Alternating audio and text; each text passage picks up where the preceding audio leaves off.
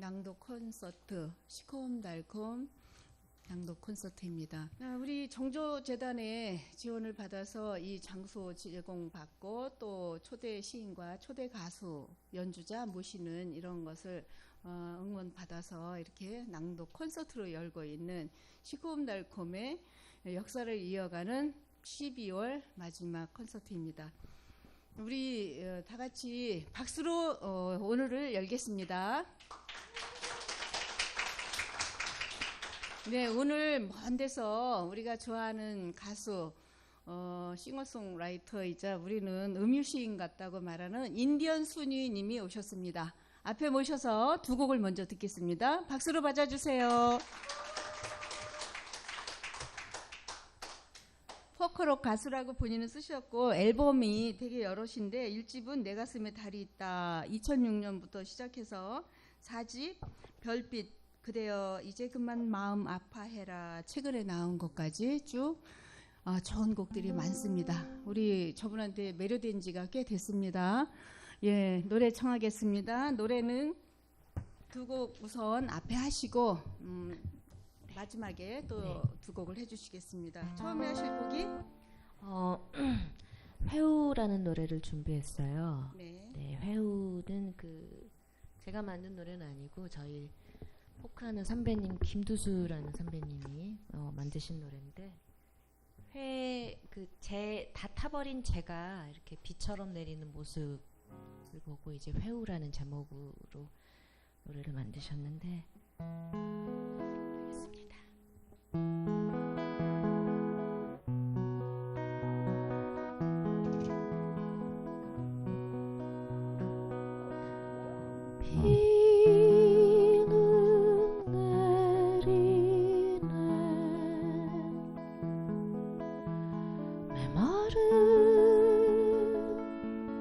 대지 위에 잊혀졌던 저 웅덩이가 또 쟁글거린다.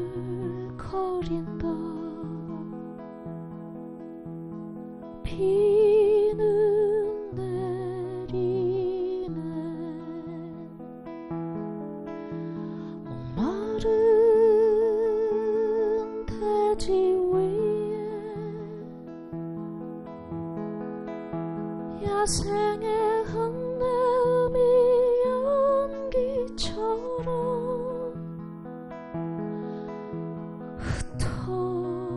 흩어지노나.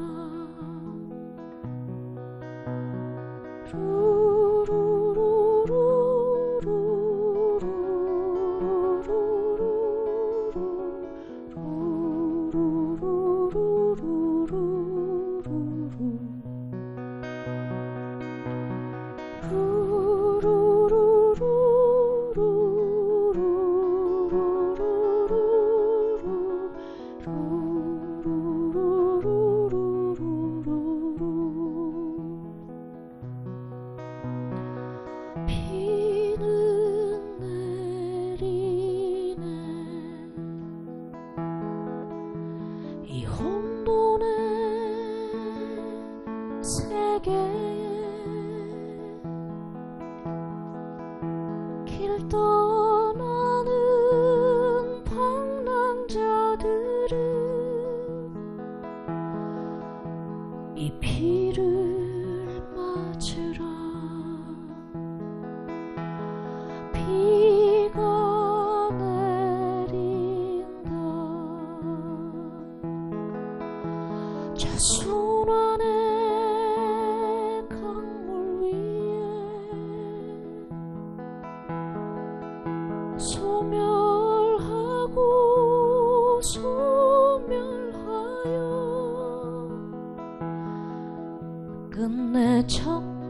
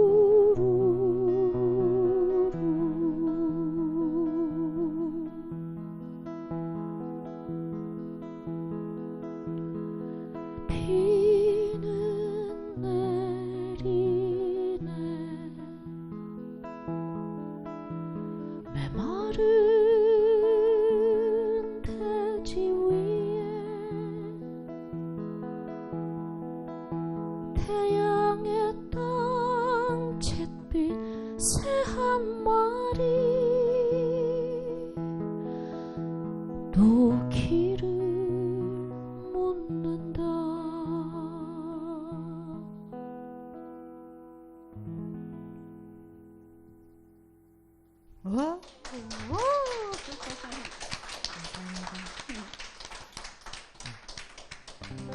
여기 나와 있는 곡 중에 자유롭게 앞에 두 곡을 하실 거라 하나는 뭘 하실까요? 한 곡은 시베리아라는 노래를 할까요? 야, 보통은 제가 이 시베리아라는 노래를 뒤쪽에 하는데 오늘 좀 심경의 변화가 있어가지고 갑자기 앞쪽에 하고 싶어졌어요. 제가 바이칼 호수를 또 어떤 인연인지 3번을 다녀왔는데 2010년에 처음 갔었을 때 그 시베리아 벌판을 이렇게 횡단하다가 그날도 이렇게 비가 촉촉히 오는 날이었는데 그냥 살지 말고 죽어라 하고 이제 보내버리는 유배를 보내는 그 살벌한 곳에서도 살아내고 있는 크고 작은 생명들의 그 힘을 제가 느끼는 순간 그 달리는 차 안에서 생명이 갖고 있는 힘이란 게 도대체 어디까지일까 라는 생각에 썼던 노래거든요. 시베리아입니다.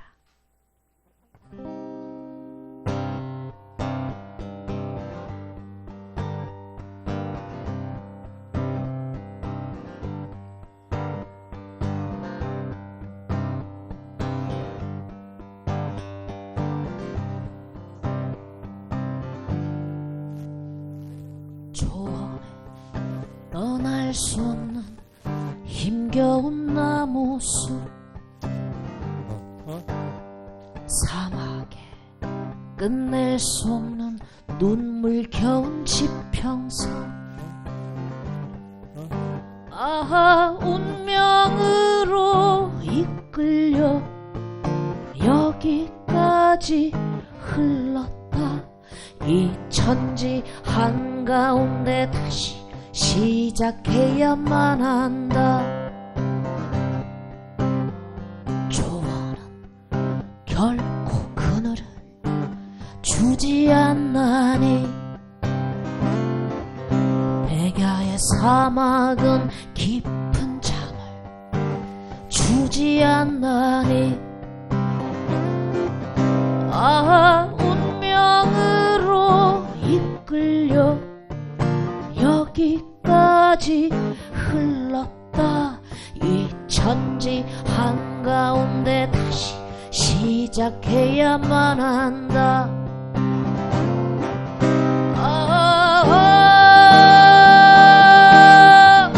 본 적이 있는가 척박한 땅 기름진 영혼을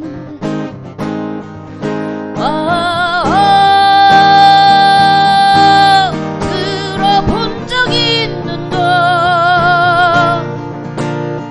허기진 땅 생명의 노래를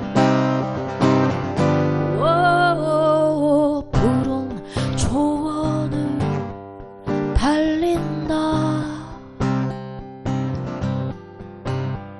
작은 질긴 생명을 위해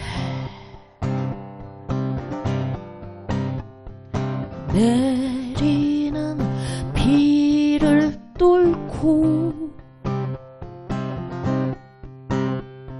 춤을 추는 당신을 향해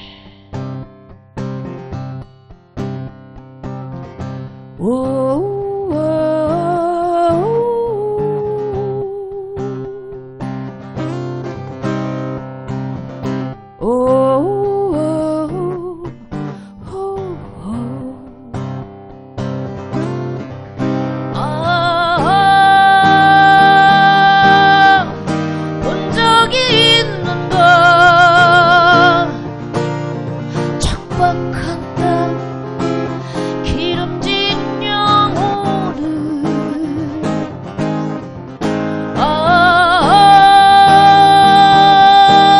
들어본 적이 있는가 허기진 땅 생명의 노래를 오, 푸른 초원을 달린다. 작은 질긴 생명을 위해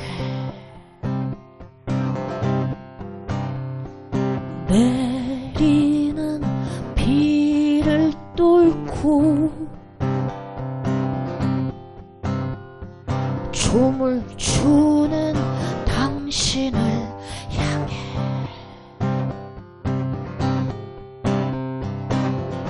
오,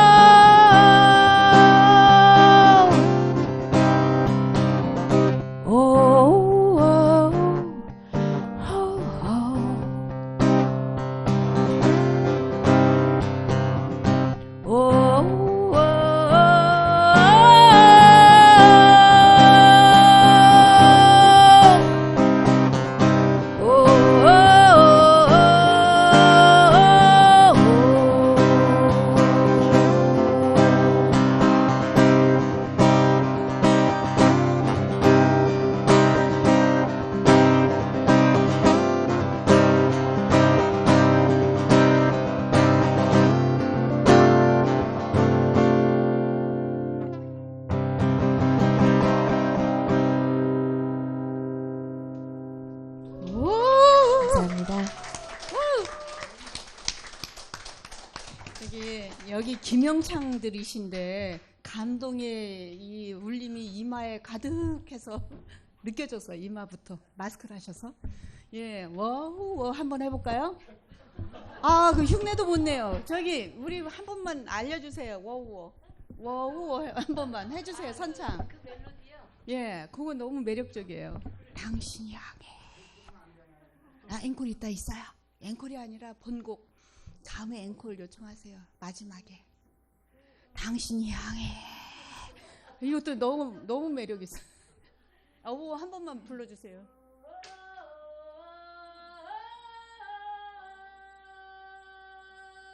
해보세요. 이따 술 마시고 한답니다. 예, 이양란 시인 할 것 같아요. 대단히 좋았습니다. 오늘은 정조 시인 낭독을 안 하고 초대 시인 낭독으로 바로 들어갑니다. 초대 시인은 우리 여기 앞에 레미안 아파트 어딘가에 사시는 김병호 시인이신데요. 지금 협성대 문창과 교수로 계시죠. 우리가 직유라는 표현을 그 표현 기법을 조금 지난 시대의 어떤 기법처럼 여기지만 사실은 은유 이상의 환유 이상의 놀라운 직유로 시적 단단한 이미지들을 많이 보여주셔서 저는 직유의 매력을 다시 발견하게 한 시인이다 이렇게 생각을 하고 많이 읽었습니다. 97년 월간문학 시인상으로도 나오셨지만 2003년에 문화일보 신춘문예 당선으로 나오셨고요. 시집 달 안을 걷다. 이것도 밤새 이상을 걷다도 문희질 시집인데 백핸드 발리가 최근에 나왔고요. 시인협회 젊은 시인상, 윤동주 젊은 작가상, 동촌 문학상 등 다른 상도 많은데 이렇게 수상하신 김병호 시인 박수로 맞아주세요.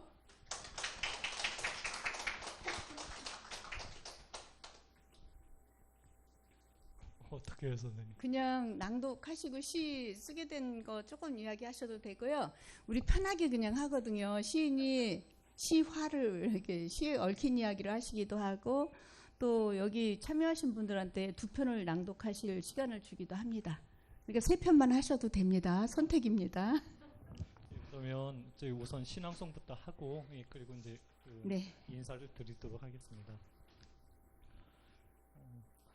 천천히 있는 보람, 보호의 세계 1, 김병호. 첫눈보다 먼저 온 눈사람이 있지요. 그의 자리는 정하고 순해서 그림자도 없답니다. 마른 연못 하나 감췄는지 어제보다 더 느리게 지나는 우레소리에 발끝을 오므려 울음을 참았다나요. 오래 설레고 잠시 행복했던 날이 마냥 아프지만은 않았다나요. 마중없이 돌아온 구름의 절반은 파도, 이름 없이 돌아온 마음의 절반은 눈보라. 예의 바른 이별처럼 차가운 일이 어제의 일만은 아니지만 능수능란할 수도 없다나요. 사랑이 남아있지 않아 다행인 어느 날 믿없는 표정이 가만하게 생겨납니다. 등을 돌릴 때마다 출렁 언젠가 한번 살아냈던 생처럼 다시 태어나 사랑을 하는 일은 징역에 가깝습니다. 바다보다 멀리 당신이 있어 나는 다만 오래 무서웠습니다. 첫눈보다 멀리 당신이 있어 나는 다만 오래 위태로웠습니다. 역광에 지워진 그림자처럼 당신은 하염없이 수상하기도 하지요. 아짜 싶은 눈짓도 없이 언제 우리 한번 볼까요? 예. 우선 이렇게 불러주셔서 감사하고요. 예, 마이크 상태가 더 좋다고 바로 바꿔드립니다. 예, 불러주셔서 감사하고요. 사실은 이제 양력에 보면 저는 97년도에 대학교 4학년 때 월간문학 등단하고 이제 2003년에 문화일보로 재등단을 했는데요. 이제 오면서 헤아려 보니까 딱 문화일보로 이제 등단한 지 딱 20년 되더라고요. 그런데 저는 이런 행사는 처음이에요.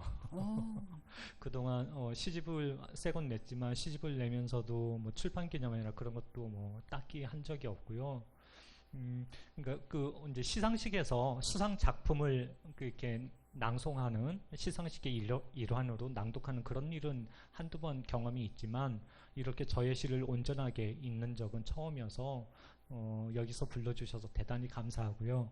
그다음 또 되게 가깝게 살거든요. 여기 앞에 사니까. 그래서 왔다 갔다 하면서 여기 효원공원 왔다 갔다 할 때도 이 길 앞을 지나가면서 되게 우리 동네에 이런 데가 있네라고 하면서 뿌듯했었는데 불러주셔서 정말 감사해요. 사실은 제가 수원에 이제 고향은 다른 곳이고 학교 이제 직장 때문에 수원에 이사 온 지가 한 12, 13년 됐더라고요. 그래서 이제 저도 어디 가면 나름 이제 수원 시민이다라고 이야기를 하는데 그래서 수원에 대한 자부심도 있고 하는데 이런 모임들이 있는지는 미처 몰랐어요, 사실은. 그래서 여기 왔더니 아시는 얼굴 아는 시인들도 계셔서 되게 너무너무 반가웠고요. 또 무슨 얘기를 할까요? 수원에 수원에 어떤 이제 저는 이제 다른 이런저런 일들을 많이 해서 사람들을 만나면 수원에 어떤 시인들이 있어라고 물어봐요. 그러면 우리 동네에는 글도 잘 쓰고 마음씨 더 좋은 누나 같은 수자 누나가 있어라고 또 얘기를 하기도 하고. 그런데 정수자 선생님을 뵌지는 한 너댓 번 뵀나? 행사에서만 뵙고 동네에서는 한 번도 못 뵀어요. 길 건너에 사시죠, 선생님? 예, 정말 얼마 안 되는 거리에 있는데 처음 만났어요. 동네 사람으로. 그러니까요. 글로만 봤습니다. 다른 행사에서 봤고요. 예, 그렇죠. 그렇게 생활을 하고 있고 그래서 오늘 또 되게 감사하다는 말씀을 많이 들어준 이렇게 제가 드리는데요. 이렇게 불러주시니까 집에서도 제가 대접을 받잖아요. 이런 데서도 알면서 알고 불러주는 시인이구나. 아이고 박수. 그래서 예. 정말 감사하고 시 얘기하기 전에 이 얘기 하나만 더 하면은요. 사실은 오늘은 제가 되게 바쁜 날이었어요. 원래 이제 정수재 선생님이 연락을 하셔서 오늘 신앙송 일정을 잡았는데 광주에서 무슨 이제 지방지 신춘문예 심사를 한 3일 전에 부탁을 해가지고 오늘 아침에 이제 동탄에 가서 SRT 타고 광주 갔다가 점심 먹고 서둘러 이렇게 심사 끝나고 막 올라왔거든요. 그래서 이제 집에다가 차 놔두고 바로 이제 김밥 한 줄 먹고 이렇게 왔는데요. 그 이제 심사를 이제 저 혼자 시는 저 혼자 했어요. 예전에 뭐 곽재구 선생님 하시고 이렇게 한 분씩 하신다고 했는데 그래서 이제 이제 아마 당선 통보가 갔을 터인데 이왕이면 이제 젊은 시들 이렇게 뽑잖아요. 그래서 이제 저도 이제 시를 근데 지방지여서 한 300명 정도가 투고를 하셨는데 그 중에 이렇게 좋은 것들 이렇게 뽑아봤거든요. 그래서 이제 최종에 이제 세 분이 남았어요. 그래서 그런데 되게 그 선생님들도 이제 투고 해보셔서 아시겠지만 앞에 5편인데 앞에 2편은 정말 좋은데 나머지 3편이 이게 뒷받침이 안 되는 거예요. 그래서 그거 제끼고 그리고 이제 또 이제 2분이 남았는데 그래도 이렇게 어떤 사유나 그런 것들 좀 말랑말랑하고 어떤 발전의 가능성이 있는 것을 딱 골랐어요. 딱 고른 다음에 이제 인적사항은 전혀 모르죠. 그래서 이제 그 담당 문화부장에게 이거 골랐습니다라고 얘기를 했더니 인적사항을 보는데요. 저 깜짝 놀랐어요. 55년생이 되신 거예요. 안양에 사시는. 그러니까 시를 보면 나이를 도저히 알 수가 없더라고요. 그래서 저도 이제 이제 잡지에 관계하고 있기 때문에 신인상 심사를 많이 하는데 남성인지 여성인지도 잘 모르겠고요. 나이는 더더욱 모르겠고요. 그래서 그러니까 우리가 언제부턴가는 지금은 신춘문예는 생년월일 출생년도 그거를 밝히게 되었지만 일반 문예지들은 몇 년 전에 무슨 일이 있어서 이렇게 성별이라든가 나이를 안 밝히는 게 이제 관례가 되었잖아요. 그래서 이번에 심사를 하면서 보면서 이 나이 드신 분이 쓰는 게 아니라 시를 쓰니까 이분은 되게 젊게 사시는구나. 저희 엄마하고도 몇 살 차이가 안 나세요. 그래서 시를 쓰면 이렇게 오래오래 젊게 살 수 있구나. 그리고 어제 저녁에는 이제 대학로에서 행사가 있어서 갔는데 거기는 또 선생님들이 되게 많이 오셨어요. 이건천 선생님, 허영만 선생님, 강인한 선생님,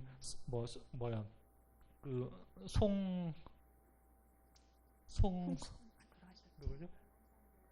아니야. 서하춘 선생님 하고 또 이렇게 되게 많이 오셨더라고요. 근데 이렇게 보면 연세가 꽤 되시는 분들인데 저 또 한 번 놀랬죠. 시를 쓰시니까 저렇게 젊게 사시는구나. 그래서 요새는 뭐 좋은 약이 나와서 뭐 100세, 100수를 누린다고 하지만 시를 쓰면 한 200수까지 누릴 수 있겠다. 그런 생각도 했고요. 황동규 선생님이 38년생이시니까요. 황동규, 허영자 선생님 얼마나 정정하세요? 그런 생각을 잠깐 해봤습니다. 그래서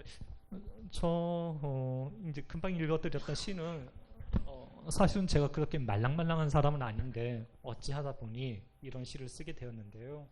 어떤 누군가를 특정해서 이런 연애 시를 쓰는 건 아니고요. 그런 것 같아요. 본원적인 그리움. 그러니까 이루지 못한 사랑이니까 더 오래오래 남겠죠. 근데 그 사랑이 단 한 사람의 사랑이 아니라, 그러니까 어떤 사랑의 감정만 남아 있는 것 같아요. 사람은 없어져 버리고, 사람은 없어지고 그 감정만이 남아 있어서 이런 생각들을 하게 되죠. 그래서 정수자 선생님께서 이제 오늘 날짜를 잡아주셔서 이왕이면 겨울에 관련된 작품이면 좋겠다라는 생각을 했고요. 그 다음에 저는 이게 이제 또 얼마 안 된 작품이고 마음이 많이 쓰이는 작품이어서 여러분들하고 같이 읽으면 좋겠다라는 그런 생각을 했습니다. 저는 사실은 저희는 학교에서 학생들을 가르치면서 그런 얘기를 하거든요. 시에 너무 많은 수식을 하려고 하지 말아라. 그러니까 시가 뚱뚱해지면 안 되는 거잖아요. 이렇게 굴곡이 있어야 되는 건데, 시에 어떤 라인들이 있어야 되는데, 사람의 욕심이라는 게 이렇게 쉽게 버릴 수가 없는 것이어서 맨날 이렇게 조금 더 꾸며주고 싶고, 내가 설마 이렇게 얘기를 하면 사람들이 몰라보면 어떻게 하지? 라고 해서 또 꾸미게 되고, 그렇게 하다 보니까 저희 1학년 학생들한테 그런 얘기를 하는데요. 시를 한 줄 한 줄 보면 정말로 예뻐요. 그런데 전체로 보면 이게 안 예쁜 거죠. 마치 그 요새는 고등학생들도 화장을 하지만 보통 대학교 1학년 때 화장을 많이 하잖아요. 그 애들 처음에 화장하는 애들을 보면 이건 이제 여성 그거는 절대 아니고요. 그러니까 눈 화장도 예쁘게 하고 싶어서 눈도 강조하고 입술도 빨갛게 칠하고 볼터치도 이렇게 하고 하나하나는 예쁜데 딱 이렇게 그걸 전체 모아놓으면 삐로 같잖아요. 그렇죠? 그래서 자기가 어떤 약점들을 지우거나 그렇게 해야 되는데 그걸 잘 못하겠더라고요. 저도 학생들한테 가르치면서 꼭 그런 얘기를 하기는 하는데 저도 시가 좀 뚱뚱하죠. 할 말이 많고 너무 많고 그런 게 아닌가. 그래서 막상 여기서 읽으니까 조금 부끄럽기도 합니다.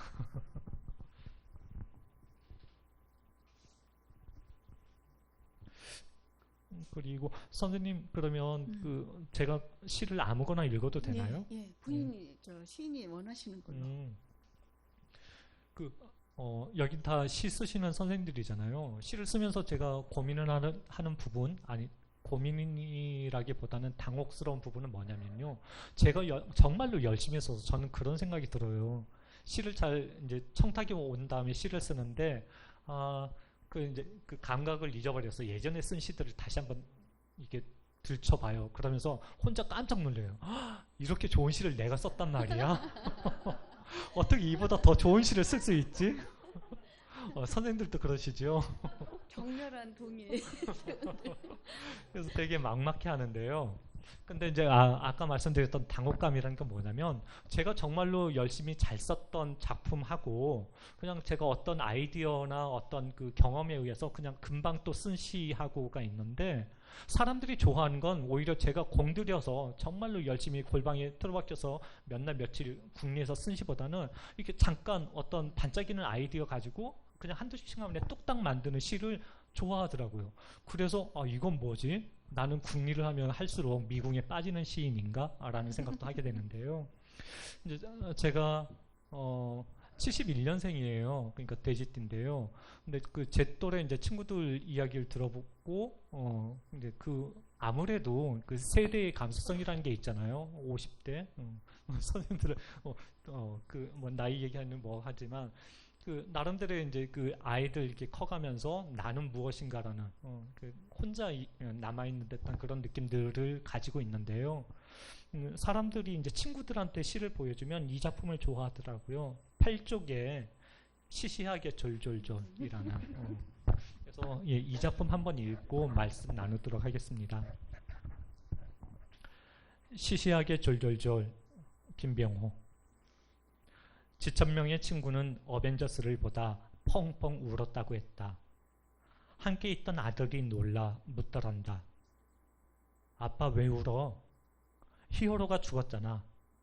친구들은 벌써 갱년기냐고 놀렸지만 짐작이 가지 않는 남의 일은 아니었다.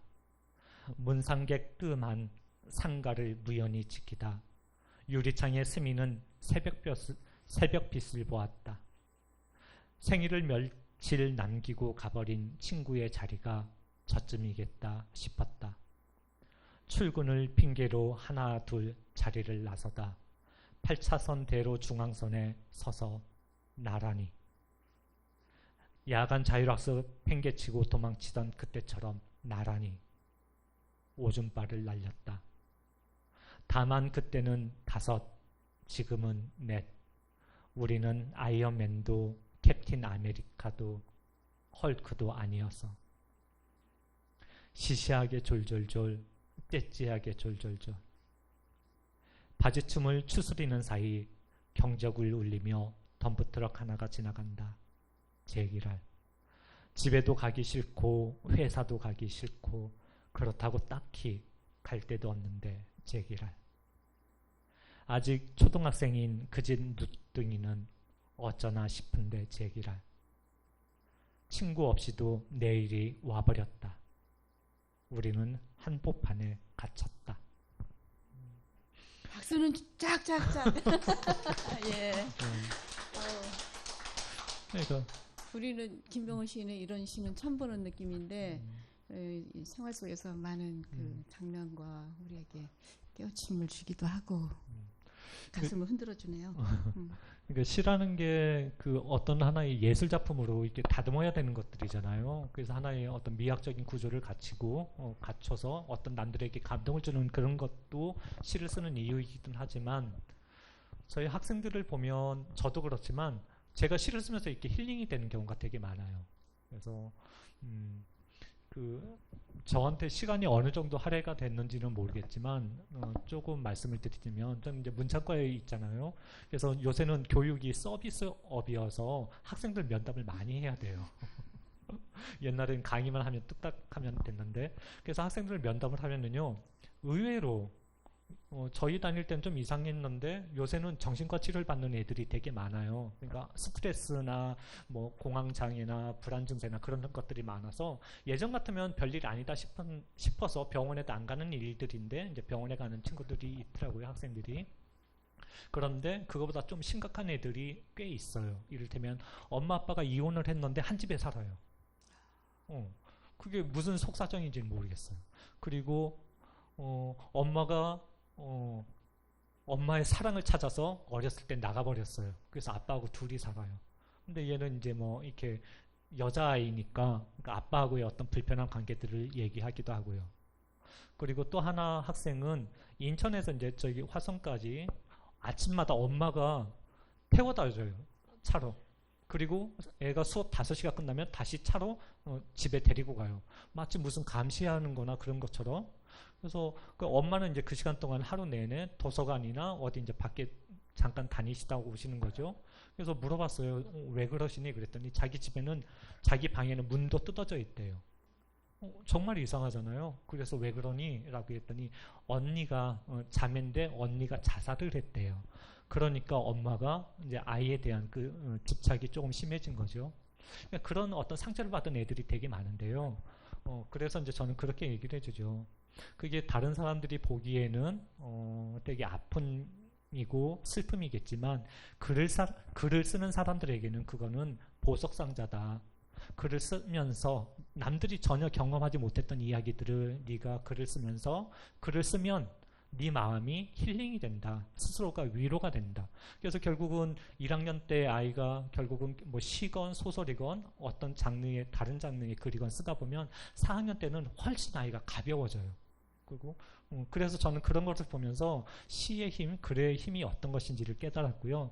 저도 이제 글을 쓰면서 그런 느낌들을 같지요. 선생님들도 그러시죠.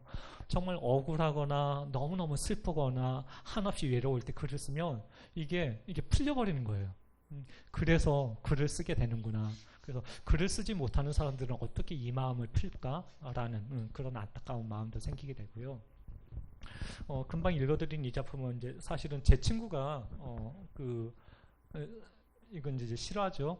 그 친구가 그 군대에서 휴가 나온 아들하고 영화를 어벤져스라는 히어로 영화를 보러 갔다가 펑펑 울었대요.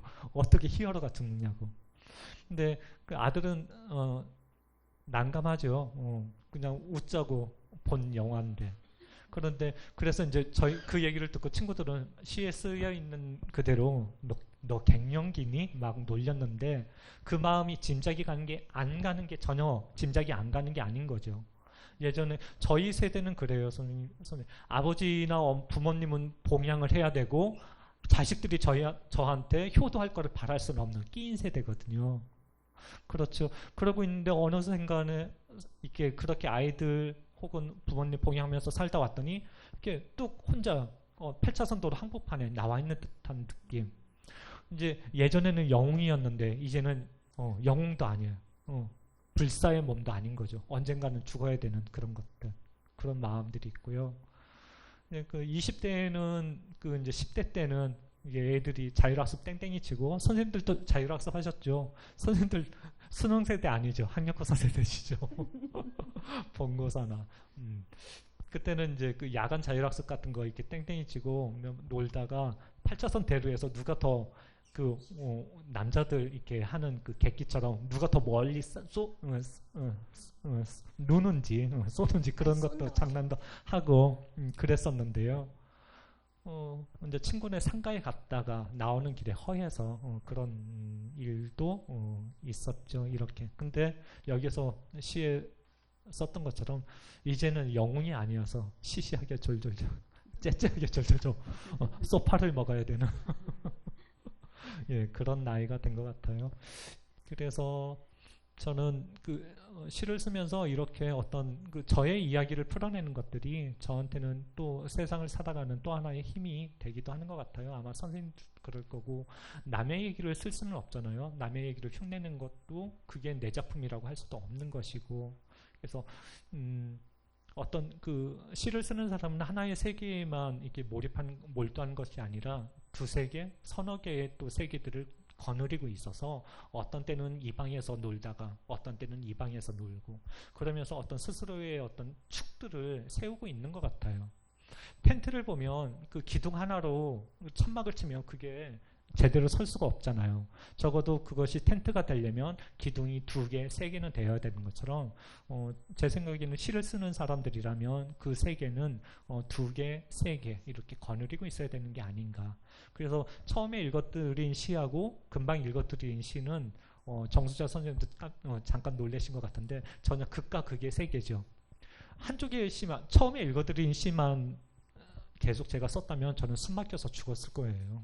그렇죠? 제가 숨 쉬는 어떤 숨통 같은 시는 또 이런 시가 있는 거죠. 예. 재밌습니다. 다른 세계를 만나는 즐거움도 있고, 예. 8사선 여기에 서 있는 남성, 중년 남성들의 모습도 선히 보이고요. 거기에 한복판에 갇힌 느낌. 근데 조심하셔야 돼요. 예, 물론 그렇겠죠. 지금 한 편을 더 읽으시면 어떤 걸로 낭독하실까요? 어쩌다 눈사람? 예, 그러죠. 예.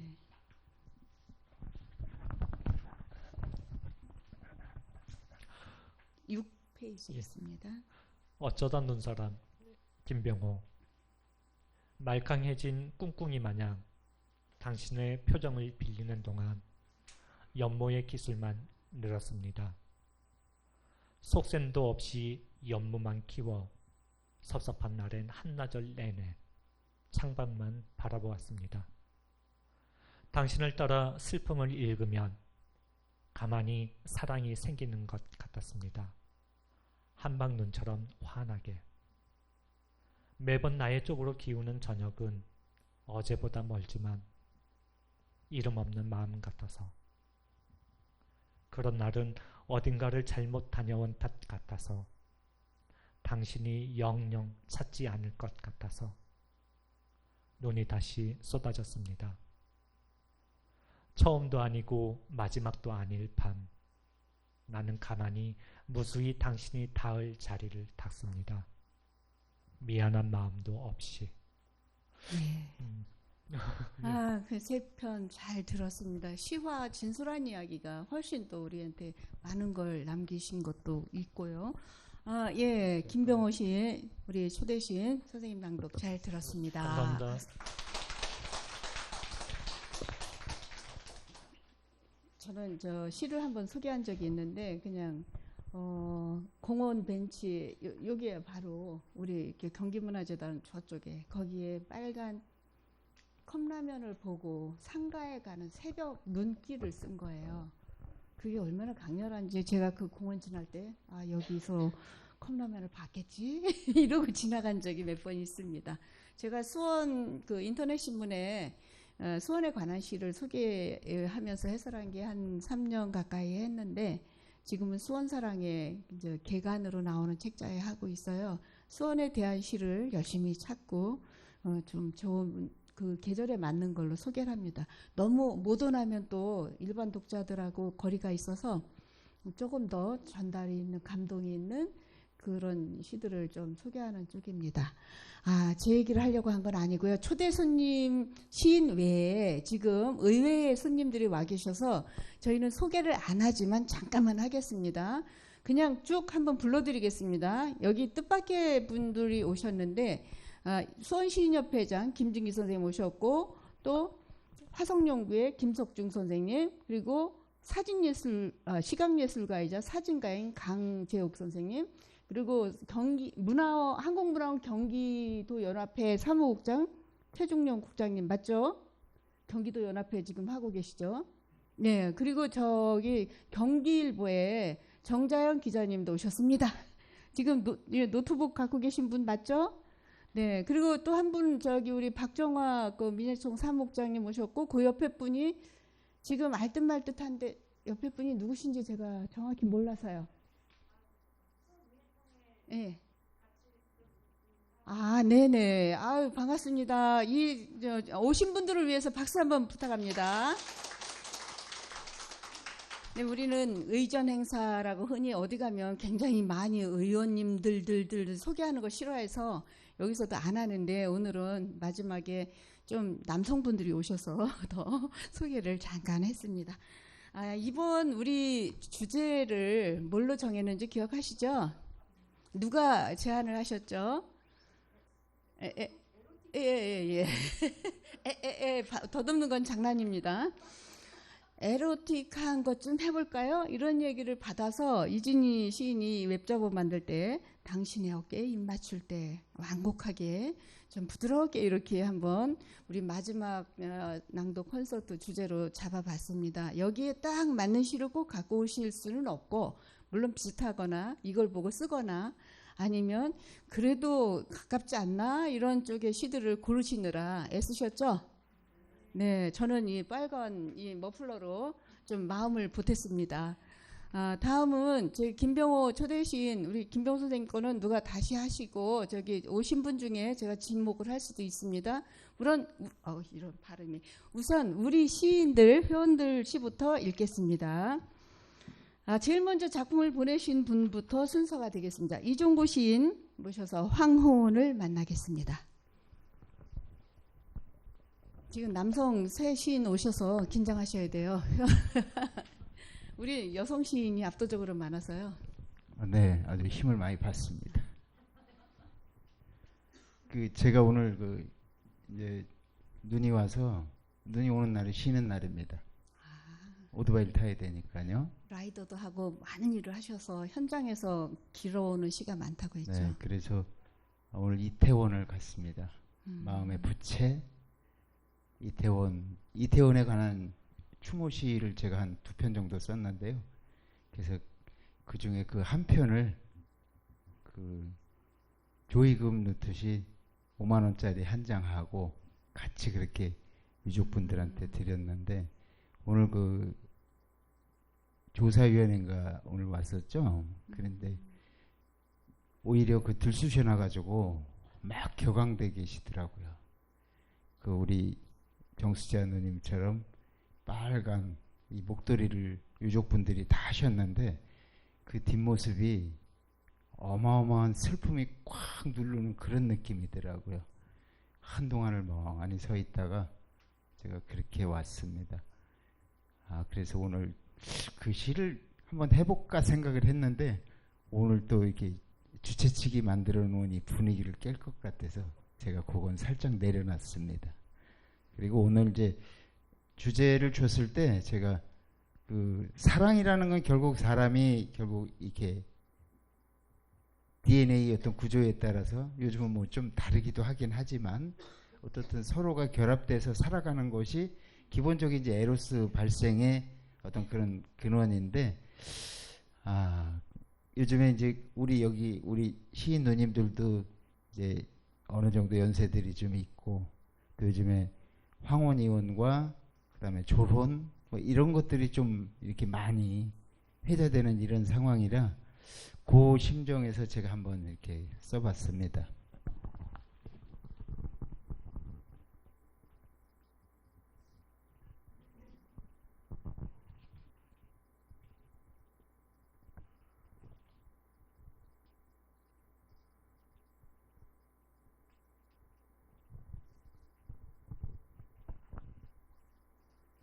황혼,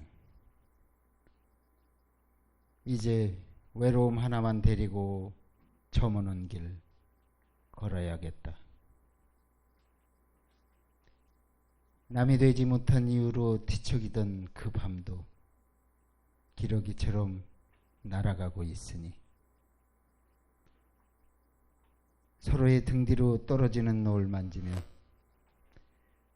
홍시처럼 물렁해진 당신 가슴에 희미한 추억으로 녹이 슬은 대못을 받게 되네. 입술에 묻어있던 딸기향 나던 미소, 빨간 노을빛으로 주름져 있고 뒤란 담 밑에 진저리 치며 툭 떨어진 꽈리꽃 보듯 어둠은 권태처럼 밀려와 어느새 바람이나 설렘은 계절의 문 밖 낙엽이 되어 지고 있어. 뒤돌아보니 당신이란 한 사람 만난 게 죄가 되네. 당신과 헤어지는 것도 죄가 되겠지. 어차피 저홀로 황혼에 물들어갈 수밖에 없다는 걸 저녁 무렵이 오고 나서야 알았어. 그간의 죄업들 잔돌처럼 쌓여 가슴 무거워지는데 작은 통증의 틈새로 그대 향해 피었던 풀꽃들 말라버린 채 흔들리고 있네. 이제는 어쩌지? 고맙습니다. 아, 예. 어쩌지 오래 남네요. 다음은 이 제목을 바꿔 쓰셨을까 여겨지는 당신의 어깨에 입 맞출 때란 김은우 시인 모셔서 만나보겠습니다.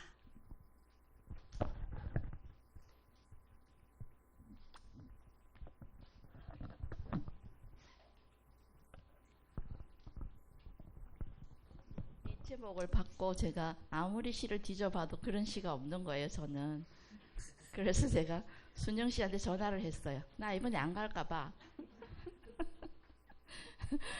그러고 난 전화를 끊고 난 뒤 가만히 생각을 하니까 그때 번뜩 이렇게 생각이 뭐가 떠올라서 이렇게 썼습니다.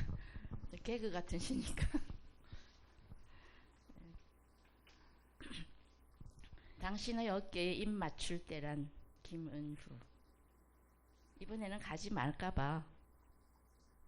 맞출 입술을 누군가가 훔쳐가고 입 맞추어줄 어깨마저 훔쳐 달아났는데 어깨에 입을 맞추어 보라는 주문서가 날아든다. 첫 주문서는 저기 점잖았다. 독촉 주문서는 꽤 노골적이었고 오래전 모터사이클 뒷자리에 타라고 할 때 자기 허리를 꼭 붙잡고 바싹 붙으라 할 때 남들이 눈꼴 사나고 해서 그리 못한다 했지. 멀찍이 10손가락으로 점프 자락을 잡고 앉아 떨어질까 무서워 죽는 줄 알았다. 다시는 그 자리에 앉지 않으리라 입술을 앙 다물었다. 한여름 밤 한쪽 눈은 달에, 다른 쪽 눈은 찾아야 할 짝의 방향에 두고 삼각 비행을 감행하는 입 없는 날벌레들. 언제부터 달이 뜨거워졌는지도 모르고 등 밑으로 그악스럽게 달겨듦을 보면서 달은 날개를 탐하지 않아 날개가 빛을 탐한다고 점잔을 떨었다. 이만치 와서 생각하니 남들 눈이 시든 말든 그리 했으면 어깨 아래 등판에라도 입을 맞출 수 있었겠다. 날벌레도 까맣게 꺼지고 가슬의 달도 환하게 꺼지고 방금 전까지의 날짜들이 무수히 떨어져 있는데 이번에도 왔어요. 시 한 편 썼어요. 오, 예, 시 한 편 썼어요. 점잔을 떨다가 놓친 사랑들이 여러분도 많이 있을 거예요. 그렇죠?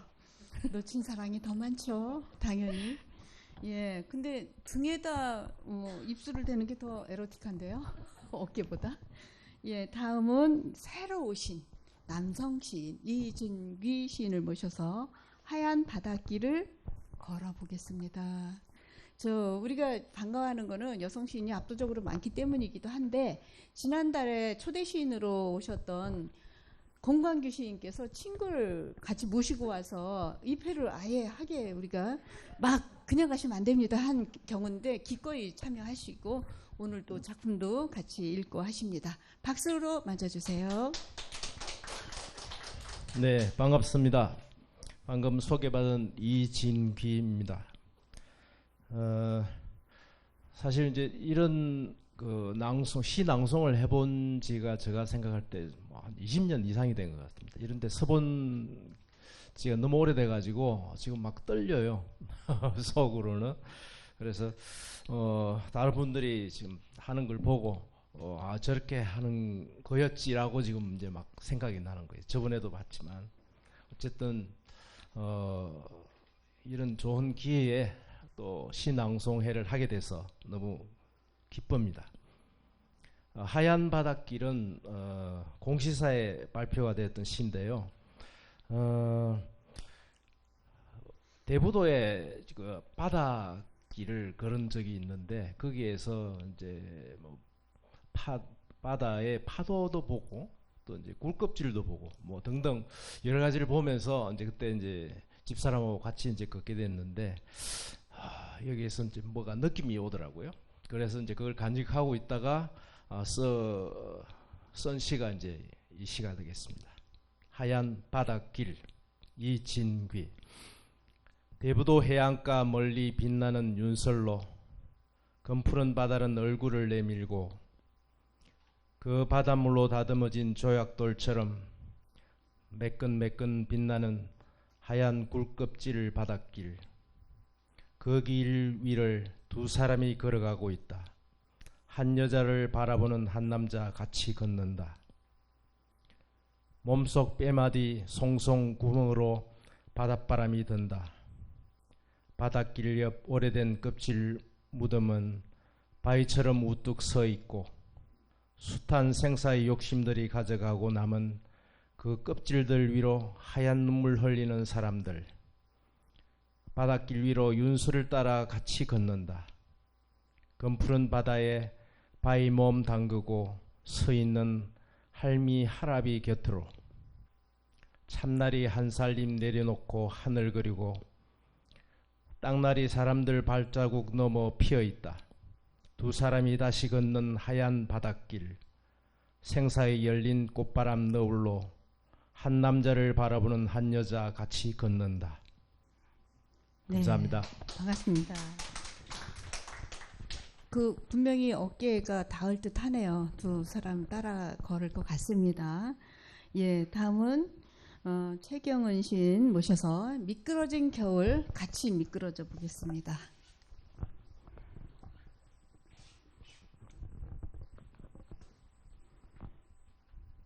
안녕하세요. 최경은입니다. 바로 낭송하겠습니다. 미끄러진 겨울. 택배 상자가 집 나간 남편처럼 베란다에 놓여있다. 주저앉은 모서리들. 읽히지 않는 굴곡의 햇살은 비추지 않았다. 낙엽 부대끼는 창밖에서 들리는 웅크린 귀퉁이는 밖을 잃었다. 그 속에 길들여진 짐승이 살고 있다는 말들이 복도를 지나가고 있다. 내 안에 그려진 무늬를 괴롭히는 일들이 종종 나를 돌아보는 일이라고. 바깥 공기를 맴돌던 동굴에서 불투명한 하루의 일과는 언덕길을 내려가는 중이다. 선명했던 어제는 지워진 채 가파른 언덕 아래에 자동차 바퀴 자국들이 엇갈려 있다.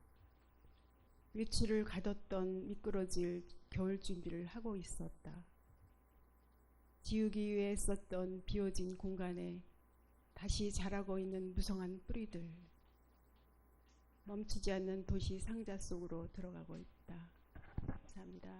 네, 아마 지금도 이 꽝꽝원 속에서도 뿌리는 생명을 이어가고 기르고 혹은 낳고 계속 뻗을 것 같습니다. 다시 자라는 뿌리가 당신 어깨에 입맞추는 것보다 훨씬 깊은 입맞춤을 전하는 듯합니다. 여기 웹자보에 나와 있던 이 실루엣 누구실까요? 누군지 모르시죠? 여기 웹자보 그림이 15쪽에도 또 나와 있잖아요. 이거 보고 한마디씩들 했잖아요. 웹자보 올렸을 때. 저기 어깨 입맞춤이 아닌데 하고 생각나나요? 예, 근데 지금 이양란 시인이 그 얘기했던 기억이 나서 하는데 순서는 뒤에 있습니다. 다음은 단서를 만나보겠습니다. 이정원 시인 모십니다.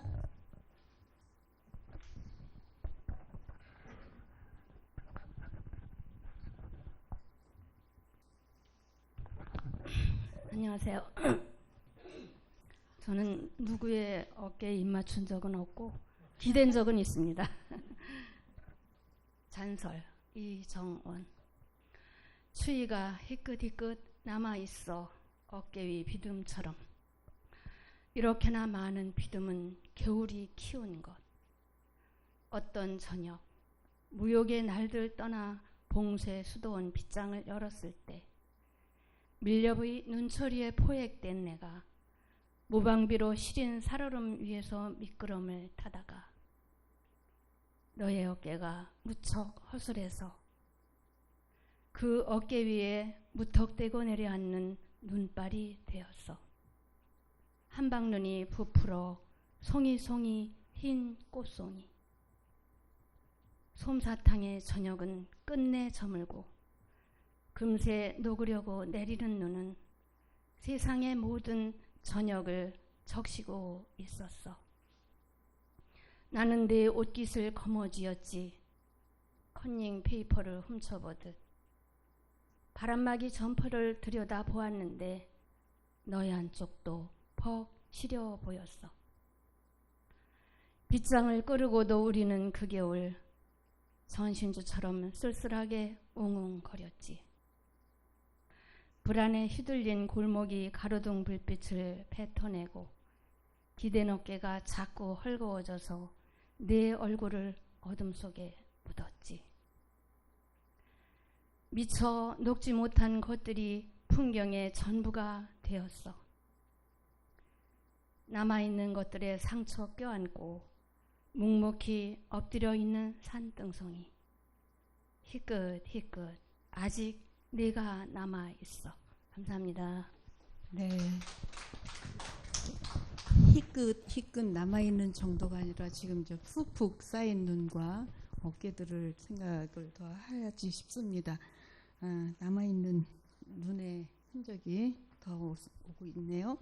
종이 위의 산책자 홍순영 시인 모셔서 어떤 산책자인지 만나보겠습니다. 안녕하세요. 홍순영입니다. 이 종이 위의 산책자라는 이 제목은요, 양철주라는 그 작가의 에세이 제목인데요. 제가 최근에 읽은 에세이 중에서 가장 인상 깊었던 책이었어요. 이분이 작가나 작품에 대한 사랑을 필사로 7년여에 걸쳐서 이렇게 그런 필사의 시간을 보냈더라고요. 그 시간을 이제 에세이에 담았는데 인상적인 게 사람들이 그 필사할 시간에 차라리 네 작품 써라 그런 소리를 많이 들었는데 자기는 정말 그 필사하는 그 시간이야말로 작가나 작품의 불멸에 관여하는 중이라는 그런 사명감으로 써왔다 그러더라고요. 그 말에 굉장히 제가 감동을 받았고, 누군가 내 시를 이런 진심을 담아서 필사를 해준다면 얼마나 정말 감사할까. 내 작품이 나날이 불멸을 향해 갈 수 있지 않을까 하는 그런 소망을 한번 가져봤고요. 이분이 7년여의 그 필사의 시간을 갖는 동안 저는 완독을 하지 못한 신용만 했던 그 프루스트의 잃어버린 시간을 찾아서를 전부 필사를 하신 거예요. 그래가지고 지금 민음사판이 최근에 11월에 13번까지 나왔는데요. 그거 이제 거의 다 써가고 계시는가 보더라고요. 그래서 그 전에 발간된 에세이 집인데 하여튼 이분한테 조금 감명을 받아서 제가 또 오늘 이 주제에 맞춰서 급조를 해가지고 좀 부끄러운 시입니다. 그냥 읽어보겠습니다. 종이 위의 산책자. 그는 백지 위에서 울었다. 아무에게도 마음 털어놓을 수 없을 때, 아무도 말 걸어주지 않을 때, 처음은 누구에게나 외로운 것이어서 처음이 습관이 될 때까지 텅 빈 운동장에 혼자 남은 기분으로 내내 연필은 무정 같은 달을 바라보며 백지를 쓰다듬어도 데워지지 않는 몸. 그는 일어나 백지 위를 달리기 시작했다. 필사를 멈출 때마다 실핏줄 위로 외로움이 빗방울처럼 튀었다. 어둠이 푸르게 익어갈 무렵이면 꽃잎처럼 휘날리던 마침표들 속에 그는 서 있었다. 비의 발자국 따라 모르는 꽃 피어나듯 7년 동안 백지에 새겨넣은 글자들 한꺼번에 울음을 쏟아내던 날 그는 어떤 목소리를 들었다. 바닥에서부터 차올라 마침내 너에게 닿은 뜨거웠던 한 시절처럼 쏟아지던 탈각된 울음이었다. 종이 위를 산책하던 영혼이 날개를 부비는 소리였다. 종이의 어깨에 입술을 포개던 무수한 나날 뒤 찾아온 목수국 활짝 갠 아침이었다. 감사합니다. 네. 영혼이 날개를 부비는 소리가 오히려 입술을 포갠 것보다 깊어 보입니다. 농염한 느낌도 색다른 맛으로 오네요. 지금 다음에 읽을 권지영 시인이 못 온다는 연락을 받아서 이 제목도 이 주제를 받고 쓴 것인지 물어보려고 하다가 다음으로 넘어가겠습니다. 지금 부딪히세요. 성향숙 시인을 모셔서 부딪혀 보겠습니다. 어디?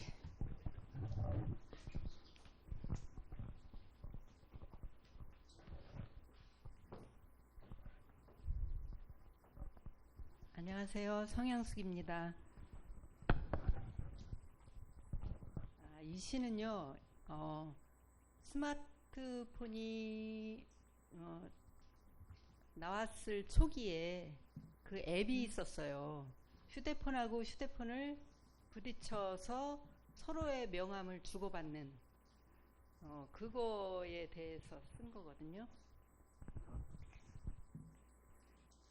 지금 부딪히세요. 성향숙. 지금 부딪히세요. 핸드폰과 핸드폰을 부딪혀 명함을 주고받았다. 짜릿한, 뜨는, 번뜩이는 범프 앱의 교환 방식. 부딪혀서 교환되는 것이 이것뿐이랴. 아담과 이브의 짜릿한 부딪힘은 내 최초의 단서다. 너와 내가 솜털 보송한 살갗을 부빈다. 눈을 지그시 머리를 뒤로 젖히고 콧구멍을 벌린다. 딱딱한 몸 한껏 열어 표면적을 넓히고 아담과 이브를 동기화시킨다.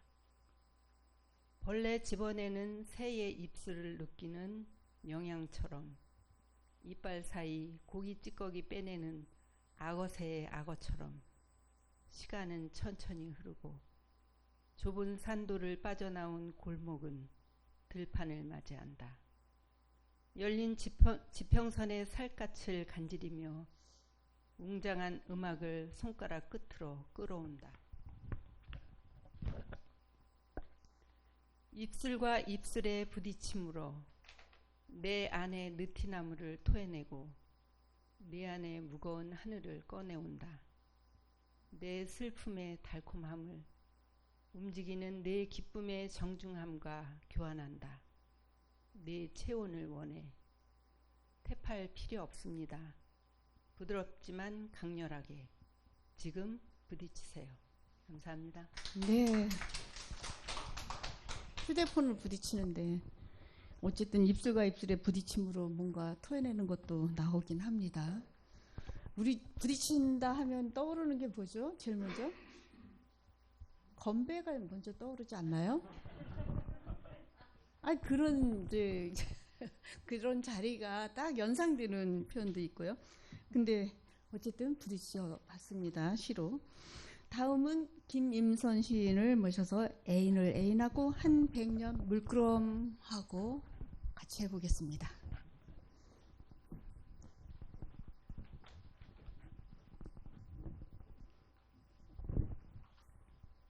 안녕하세요. 김임선입니다.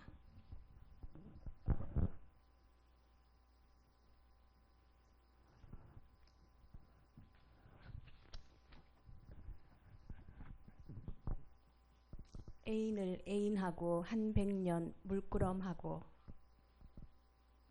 애인이 있습니다. 애인이 웃으며 애인아 하고 애인을 부릅니다. 애인은 참 배가 부르겠습니다. 애인이 흐르는 물에게 구르는 돌에게 비추이는 나무에게 이쪽이 내 애인입니다 하고 말합니다. 애인은 애인의 등 뒤로 숨고 애인은 애인의 손을 잡고 다리를 건넙니다. 아무 일 없는 것처럼 잡은 손에 힘을 꽉 줍니다. 곁눈질로 애인이 무슨 생각을 하는지 살핍니다. 애인은 모른 척 하면서도 삐죽 슬픕니다. 사랑하는 사람과 애인은 같은 말이 아닙니다. 애인은 애인을 사랑하지 않습니다. 다만 애인은 애인을 애인합니다. 어딘가에 애인이 있습니다. 등을 맞대고 서면 둘이 하나처럼 딱 맞아떨어집니다. 그런 애인이 어딘가에 있습니다. 오늘 못 갈 것 같은데 어쩌지? 하고 애인이 말하면 저쪽의 애인은 소리칩니다. 그럴 줄 알았어. 그럴 줄 알았다니까. 여기서 우리 끝내자. 애인은 가깝지만 애인과 애인은 멉니다. 너무 멀어서 애인은 애인을 사랑할 수 없습니다. 애인은 애인을 사랑해서는 안 됩니다. 애인은 아무도 모르는 곳에 숨어 있습니다. 애인은 혼자만 아는 깊은 곳에 애인을 숨겨두고 몰래 애인을 꺼내보는 것입니다. 애인이 애인을 찾아갑니다. 죽은 듯이 애인이 사라졌습니다. 애인의 집이 어디인지 참 모르겠습니다. 애인은 자꾸 빨리 오라고 하면서 애인은 자꾸 사라집니다. 애인은 오늘도 도착하지 않으면 끝장이라고 하는데 오늘이 어디인지 애인은 참 모르겠습니다. 꿈 같은 애인입니다. 미라가 된 매미 한 마리 베란다 철망에 붙어 있습니다. 죽은 애인이 애인을 찾아왔나 봅니다. 텅 빈 무덤 안에 텅 빈 애인이 있습니다. 애인을 눈 멀게 하고 애인을 귀 먹게 하고 애인의 심장을 갉아먹고 애인이 환생한 증거입니다. 빈 무덤을 손바닥에 올려놓고 애인이 가만히 애인을 바라봅니다. 네. 애인을 가만히 바라보는 게 한 100년 물끄러움 하는 건가 봅니다. 근데 저는 애인과 애인이 멀다는 게 더 오래 남네요. 먼 애인. 자, 다음은 보라의 감정으로 김춘리 시인을 만나보겠습니다.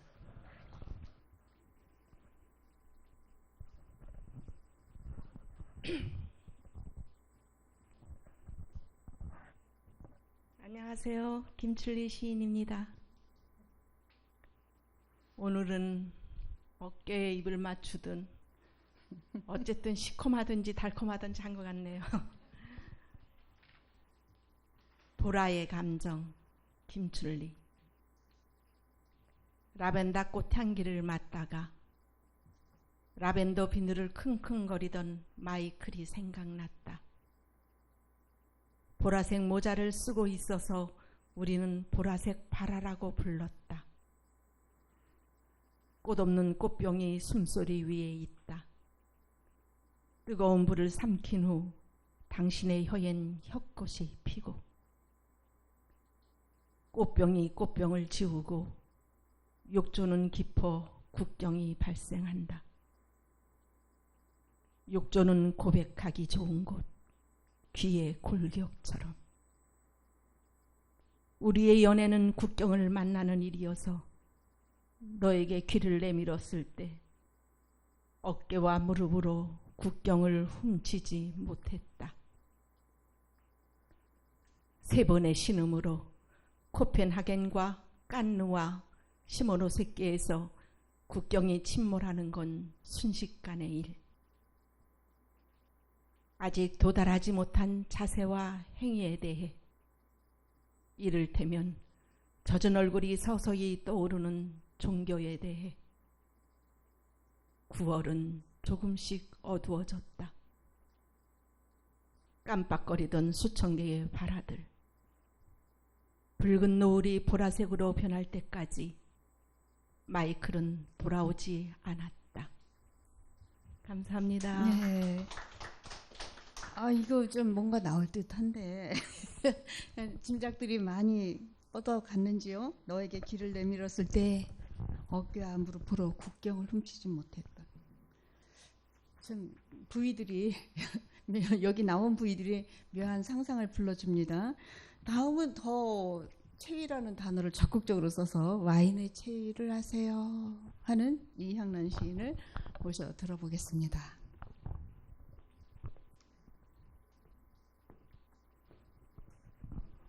안녕하세요. 이향란입니다.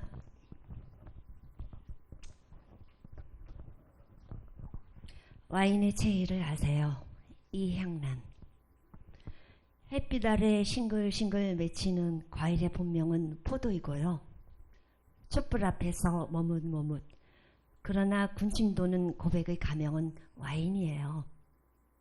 드디어 완성됐나요? 그럼 깨지지 않게 조심해서 어둡고 서늘한 침대에 뉘어주세요. 껍질 속 바람과 햇빛이 마음껏 뒤척일 수 있도록 약간 기울여서요. 왼쪽으로 석 달, 오른쪽으로 석 달. 탱글탱글 꿈의 석 달, 정신없이 와닿을 입술의 석 달. 빨간 오토바이를 타고 먼지 날리며 달리던 소년의 부릉부릉 심장 박동 소리에 비록 지디겨지고 으깨졌지만 또르르 동그란 의지와 눈물은 더욱 투명해졌답니다. 아무도 모르게 은밀하게 바라보되 향이 새어나오면 윙크해 주세요. 해저물녘 빙글 돌리고 빙글 바라보고 빙글 마시고 빙글빙글 추는 물방울들의 춤. 너무 크게 움직이지는 않으려고요. 여태 녹지 않은 햇빛을 천천히 녹이는 중이거든요. 새하얀 길을 붉게 붉게 물들이는 중이거든요. 무덥고 긴 그의 여름을 쭈루루 잔에 따르면 재즈와 치즈의 얼룩이 묻어나는 스윗하거나 드라이한 와인의 이 오묘한 체위를 혹시 아세요? 아시죠? 고맙습니다. 와인의 체위. 예, 새로운 체위를 만나봤습니다. 사실 단어를 이렇게 쓰면은 체위라는 거에만 꽂혀서 뭐라고 하는 분들이 간혹 있죠. 저도 뭐 나무의 체위를 써봤는데 아, 조심해서 누가 썼나 하고 찾아보기도 했습니다. 남이 쓴 말을 다시 거기다 붙였으면 이제 새롭지 않은 건 다 우리가 공유하는 거니까요. 다음은 이 오늘의 주제를 내세웠는데 박설혜 시인이 약수를 갖고 오셨어요. 건강한 웰빙 뭐 이런 게 떠오르는 단어인가 하고 보니까 또 다른 말이 있네요. 예, 모셔 듣겠습니다.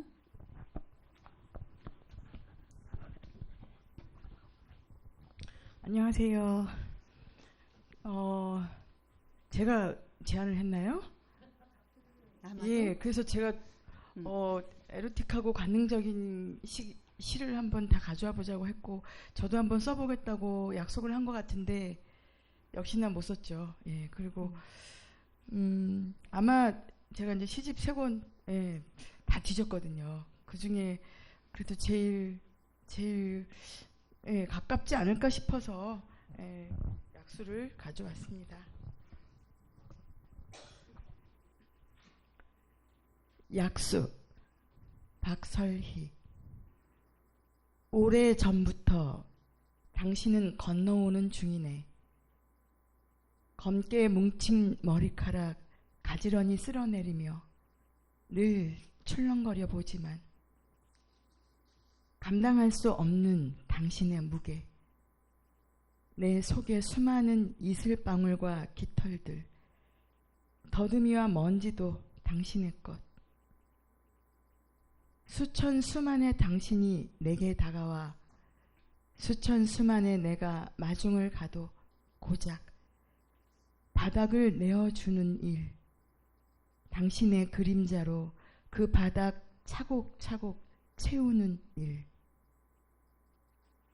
동으로 서로, 북으로 남으로 당신은 여전히 건너오는 중이지만 당신으로 가득 채워져도 함께 출렁거리지도 흐르지도 못해. 고요한 눈 하나 가만히 떠보다가 푸른 이끼 낀 얼굴 들여다보다가 먹구름 같은 머리카락 쓸어내리네. 빗방울로 쏟아져 내리네. 층층이 쌓인 당신을 스치네. 감사합니다. 예. 머리카락을 가지런히 쓸어내릴 뿐입니다. 그죠? 다음은 이게 좀 민망한 제게 두 개 나오게 됐는데요. 저는 이제 한 면에 넣으려고 짧은 시를 두 개 보낸 거예요. 근데 두 편으로 이렇게 나눠서 게재했네요. 페이지를. 사실은 이게 이 에스프레소라는 걸 한창 제가 좋아할 때 그거 제가 건강 문제가 생겨서 그 빈속에 먹지 말라 의사한테 경고를 먹어서 쓴 거거든요. 근데 이 단어 하나가 불륜이라는 단어가 나오니까 제 시집에 해설을 하는 모 교수께서 정 선생 이건 분위기와 안 어울려요. 빼면 어떨까요? 이러시는 거예요. 한번 보세요. 새벽부터 간절하다. 쓰디 쓴 불륜 한 잔. 이게 진짜 불륜인가요?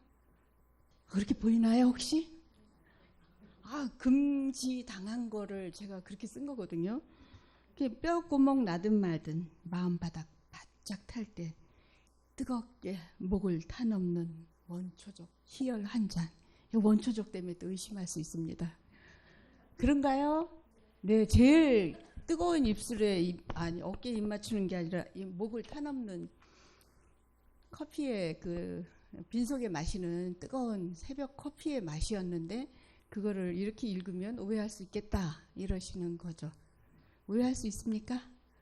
예, 문화일보에 언젠가 이게 나왔어요. 근데 오해를 한다면 이거 안 내보내죠. 그죠? 저도 모르는 사람이 이거를 그 시 이렇게 그림하고 나오는데 누가 냈더라고요. 그래서 사람들이 다 어떤 사람은 더 좋다 그러고 근엄한 교수께서는 이건 아니대요 하고 그런 사연이 있어서 가져와 봤습니다. 별먼지는 그냥 넘어가시고요. 새로 오신 분도 있고 전에 오신 분도 있는데 여기 오신 분들 중에 우리 초대 시인 김병호 선생님 시를 좀 두 편 안 읽으신 거를 부탁합니다. 저기 최중룡 국장님도 이런 시 읽는 자리에 가신 적 있죠? 문화원 연합회에서도 문화원장님도 신앙독 시간을 가진 적이 있어요. 전에. 한번 나오시겠어요?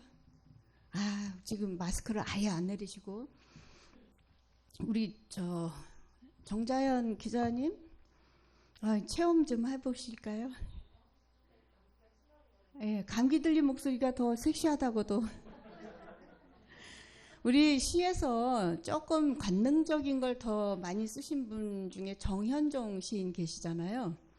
그분이 쓰신 선생님의 그 구절 중에 여러 가지 생각나시겠지만 누가 평할 때 싱싱한 혼란이라고 날 무슨 감정 이런 거를 표현을 하곤 하던데 정말 그 시를 2월 숲에 이 두 남녀가 이렇게 지나간 흔적을 굉장히 짧지만 아주 농염하게 쓰신 게 있죠. 원초적 생명의 어떤 본능적 에로스적 이런 표현들이 시에서 우리 한국 시에서 잘 안 보여주는 거를 해내시잖아요.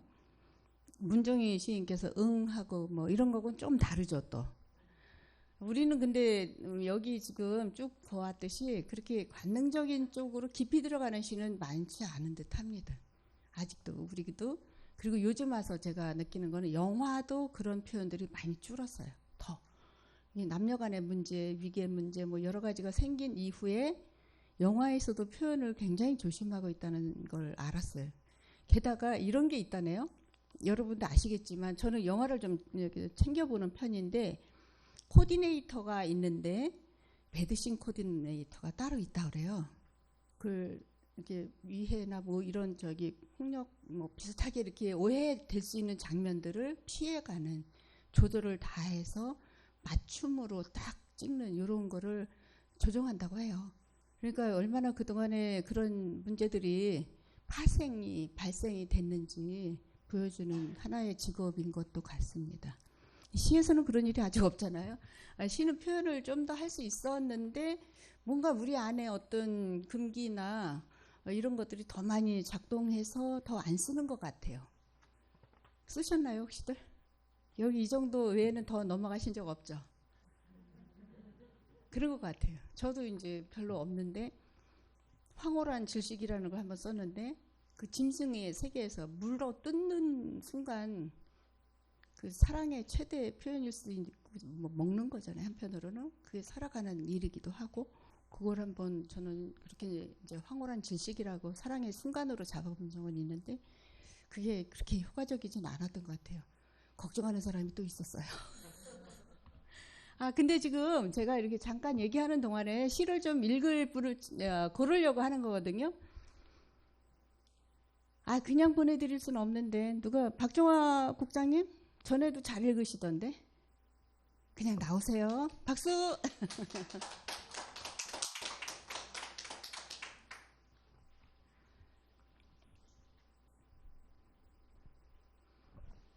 저기 뭐 달그림자의 사는 일하고 둘 중에 선택하셔도 되고요. 달그림자의 사는 일. 예. 그런 일이 있었다. 이것도 누가 좀 준비하시면 좋겠습니다. 예. 마스크 벗으셔요.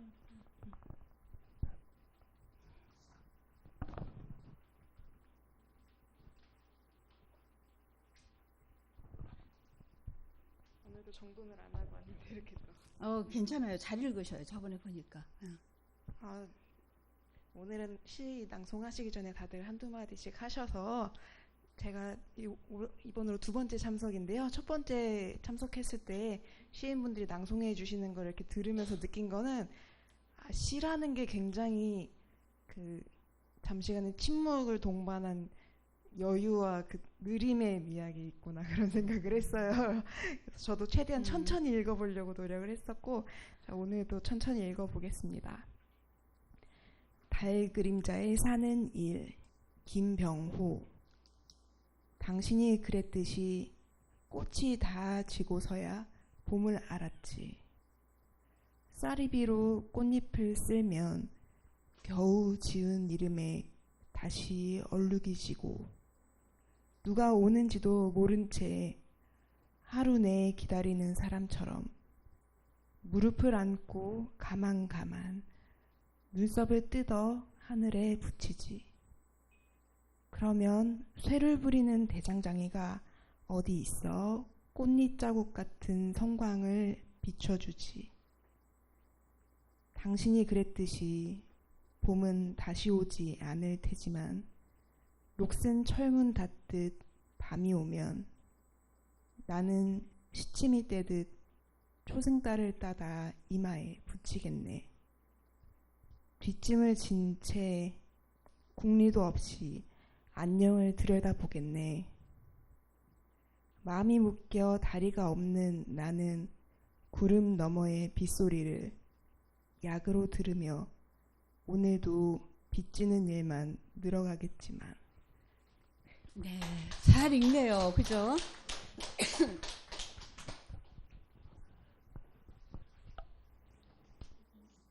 무릎을 안고 가만 눈썹을 뜯어 하늘에 붙이고 싶습니다. 자, 다음 그런 일이 있었대요. 그런 일이 있었다를 누가 좀 편하게 삼으시니까 그냥 쭉 읽듯이 하셔도 괜찮을 낭독을 해주실까요? 저 우리 성량이 풍부한 저기 사진가, 시각예술가이자 사진가인 강재욱 작가 나오실 수 있죠?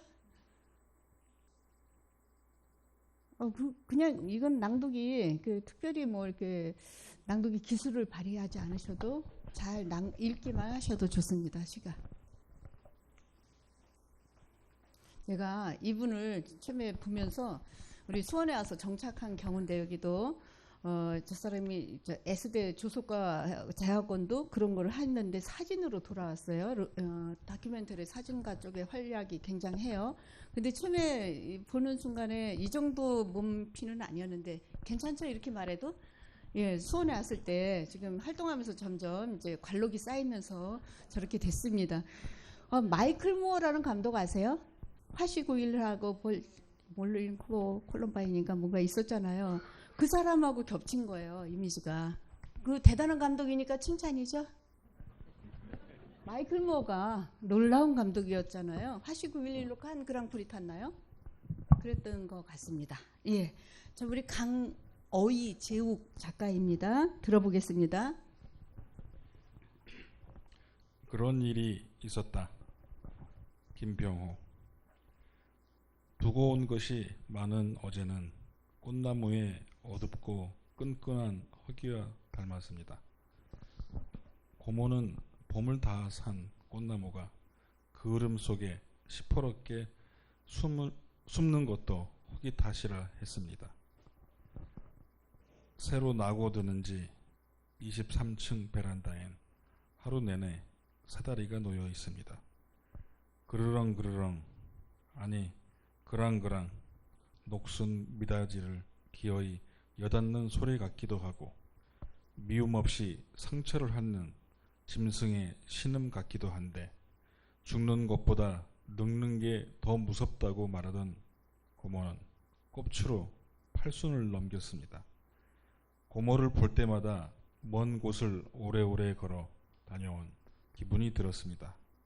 세상에 낳고 키운 것 하나 없다고 비밀도 없는 건 아니었습니다만 누가 시킨 것도 아닌데 자꾸 물력만 서성이던 고모를 보면 깎아놓은 지 오래된 사과 같았습니다. 어제가 한꺼번에 지나갈 뿐이라는 생각이 들었습니다. 고모의 젖은 흙발자국이 마르는 시간과 고모가 사다준 딸기맛 아이스바가 녹는 시간의 사이에는 또박또박 건너오지 못한 어제가 있었습니다. 30이 넘고 40이 넘고 50이 되어도 나는 다만 어제라는 생각을 하게 되었습니다. 두꺼워져 가는 어제의 바깥이 저물녘이 다 되어도 말입니다. 예, 이거 잘 나왔죠? 예. 다 여기 다른 분들도 나오시라면 다 잘 읽으실 분들인데 하실 분 또 계실까요? 왜냐하면 저 이진희 시인이 못 오게 돼서 낭독이 없었고요. 권지영 시인이 또 사정이 생겨 못 오게 돼서 낭독을 못했습니다. 두 편을 안 읽었어요. 혹시 그냥 가기 아쉬워하는 분 안 계세요? 안 계신 듯? 뭐 남의 시는 안 읽는다는 수원시인협회장께서 지난번에 정조의 시는 읽었지만 남의 시는 안 읽을 겁니다. 그죠? 예, 그런 줄 압니다. 그러면 아쉬운 대로 우리 두 편의 그 참여 못한 시인 거는 다음에 언젠가 만나기로 하고 초대 시인 아닌 초대 가수 음유 시인이라 하니까 다시 모셔서 노래를 듣겠습니다. 이번에는 저 처음과 끝을 한 분이 하기로 했어요. 제가 그렇게 초청을 했거든요. 그래서 좋은 노래 우리가 아까도 막 감동하는 그 모습들을 또 볼 것 같습니다. 제가 여기서 보는 즐거움도 있거든요. 여러분이 감동하시는 표정에서 더 크게 공명을 받습니다. 박수로 맞아주세요.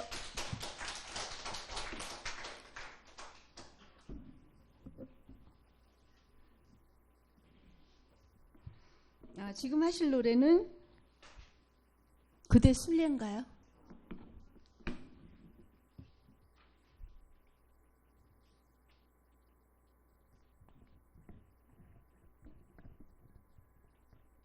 테스팅 하나 둘. 테스팅 볼륨 좀 높여주세요. 그대 순례를 준비했다가 예. 오늘 당신 어깨에 입 맞출 때? 어깨에 입 맞출 때 아주 저도 그 책자 같이 보면서 빠져들었는데 내 노래에도 저런 뉘앙스를 풍기는 노래가 있던가 하고 생각을 해봤어요. 제 2집 앨범에 실린 노래인데 붉은 감이라는 노래가 있거든요. 네. 곡만 제가 썼는데 그 곡이 저는 참 에로틱하다고 생각을 하는 곡인데 한번 생각이 나서 한번 불러볼까 하고 준비 네. 하는 것도 괜찮죠? 불러주세요. 예.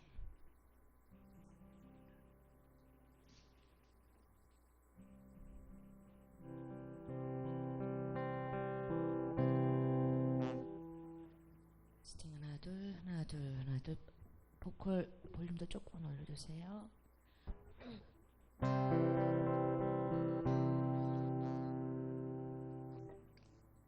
자꾸 이게 내려가네.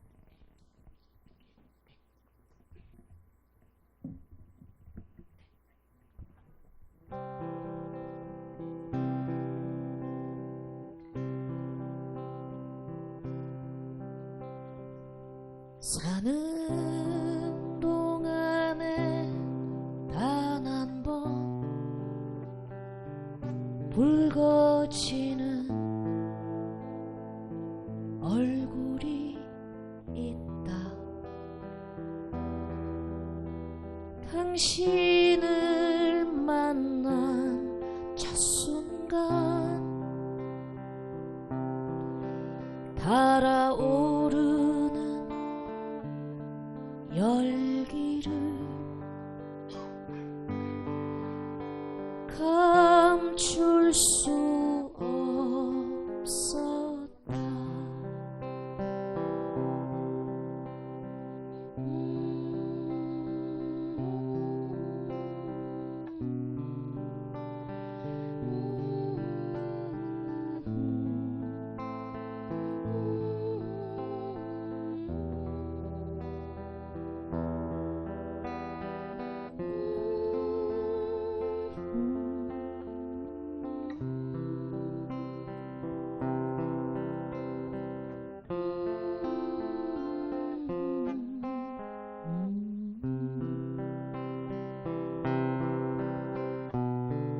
이제야 만나다니 가슴 뭉클하여서 온몸이 시냇물처럼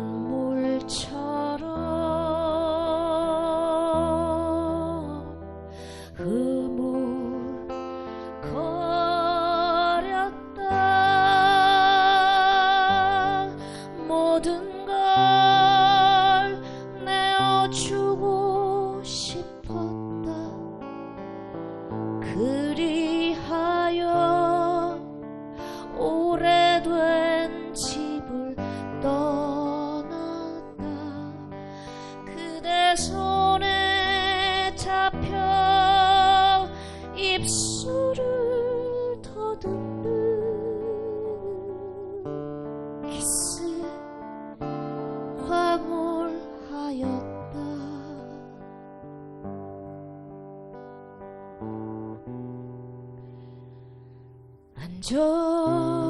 만져지는 모든 몸을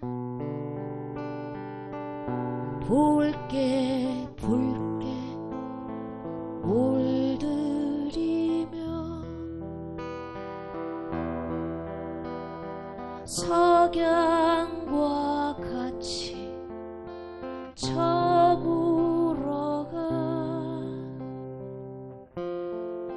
세월이었다.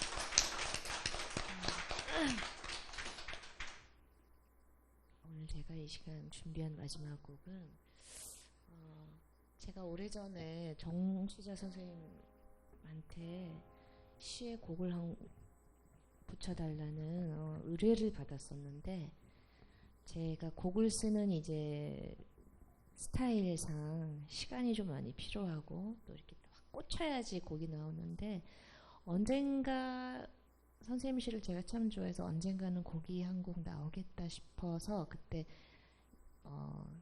제가 이제 선뜻 수락을 하고 그랬는데 시간이 좀 부족했었어요. 그래서 조금 약간 급하게 쓰다 보니까 사실 개인적으로 너무 죄송하고 마음에도 안 들고 그래서 다시 한 곡을 새로 써드려야겠다라는 생각을 오랫동안 하고 있다가 최근에 위미동백이라는 시에 제가 이제 꽂혔어요. 선생님 시 찾아보니까. 그래서 이게 꽂히면은 그냥 5분 10분 만에 곡이 나와버리거든요. 그래서 정말 이게 나올 시였구나, 노래가 나올 시였구나 했는데 나중에 이제 선생님한테 이야기 들어보니까 4.3에 관한 그리고 제주도에 위미라는 지명이 있고 거기 위미동백 4.3에 관한 시라고 하시더라고요. 그래서 어쩐지 꽂혔다 싶었어요. 그래서 오늘 선생님께 처음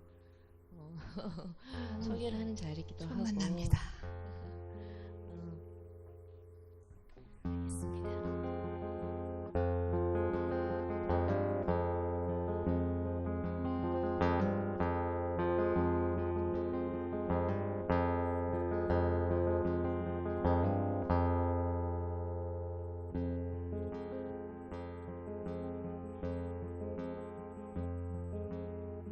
아름다움을 위해서는 목도 뚝뚝 받쳐온 붉은 단문처럼 뛰어내린 위미 헛꽃들 누워서 다시 피어서 봄에 애를 끝나니 먼 시절 먹피 같은 슬픔아 개섰거라 꽃이 아니면 바람을 어찌 견뎠으랴 봄마다 새 눈물 지어 지피나니 오늘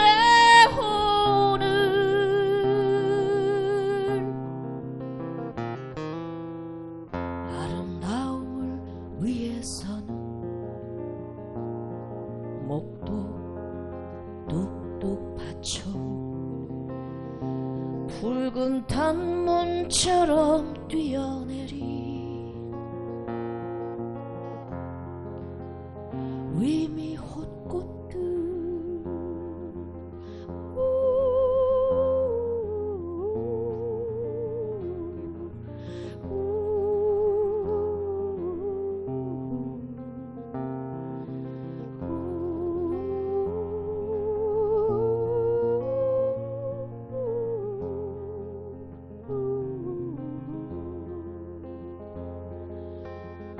누워서 다시 피어서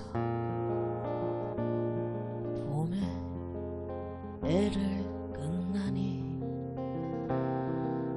먼 시절 먹피 같은 슬픔아 개섰거라 꽃이 아니면 바람을 어찌 견뎠으랴 봄마다 새 눈물 지어 지피나니 오늘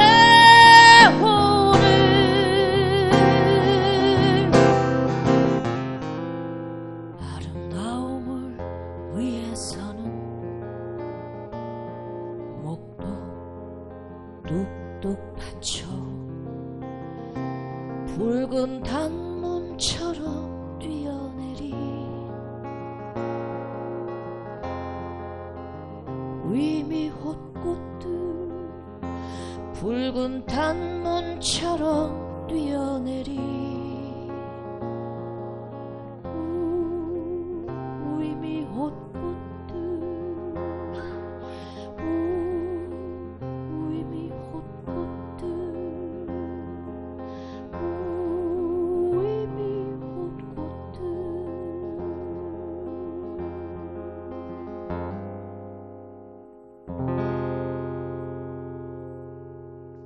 와우. 아이고 이런.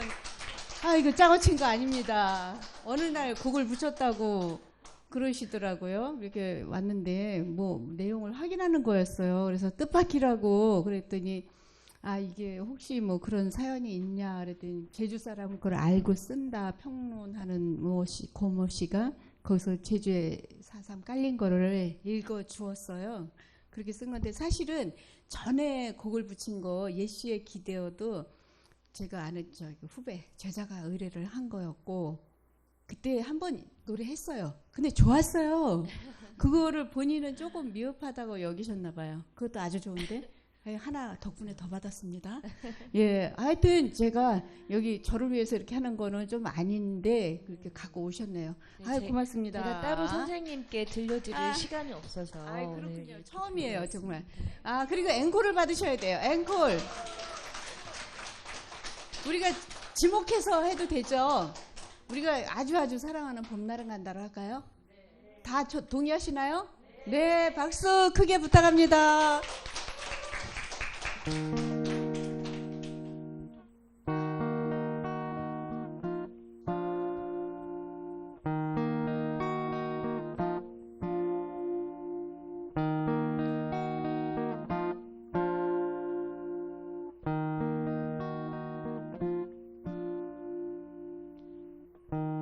연분홍 치마가 봄바람에 휘날리더라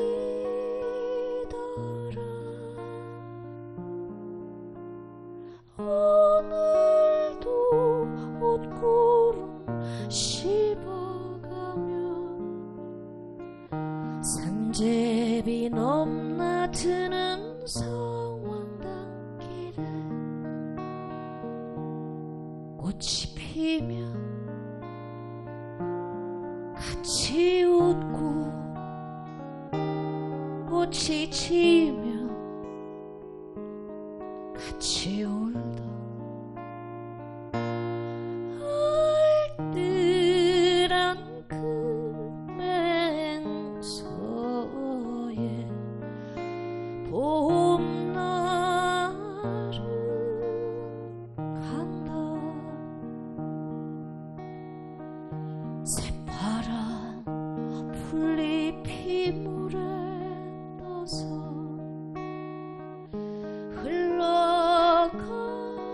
흘러가더라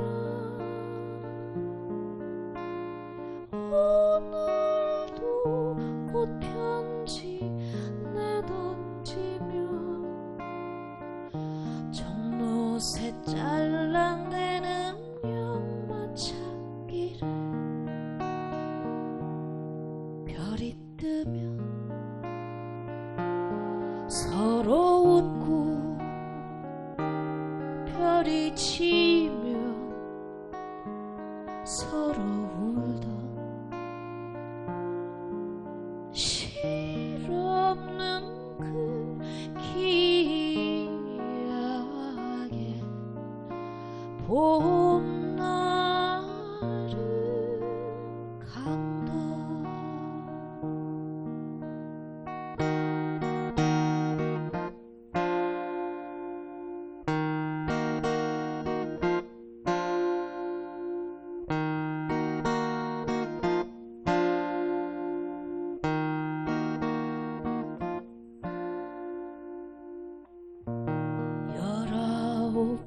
시절은 황혼 속에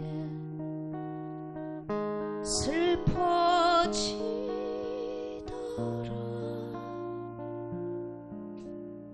오늘도 한가슴 두드리며 뜬 구름 흘러가는 신장로길에 새가 날면 따라 웃고 새가 울면 따라 울던 얄궂은 그 노래에 봄날을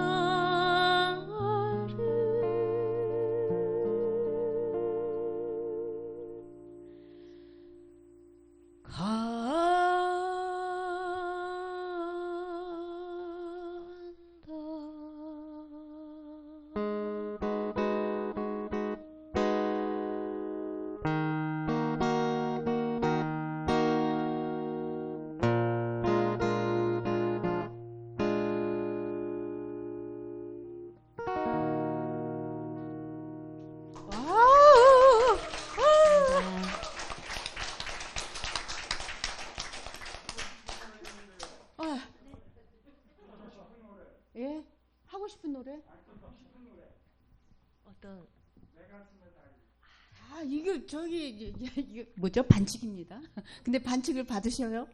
하나만 아니, 더? 어떻게 아니 하나만 앵콜을 하기로 했거든요. 근데 저분이 도취해서 그냥 못 보낸 눈빛인데요. 받으실 거죠? 뭐라고 했죠 지금? 할 수 있나? 제 1집 앨범. 제 노래. 알고 왔네요. 저 짜고 친 거 아닙니다. 짜고 치는 거 저분이 노래를 잘해요. 좋아하고. 저 시인협 회장께서. 그래서 도취해서 막 어쩔 줄 몰라요. 표정이. 네. 근데 배들 고프시지 않으세요? 아니요. 노래 고파요. 요거 하나만 네, 드릴게요. 예. 아니 저는 뭐 밤새도록 해드려도 되는데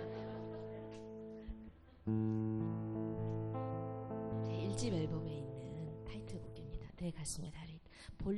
보컬 볼륨 조금만 더 올려주세요. 스팅 하나 둘.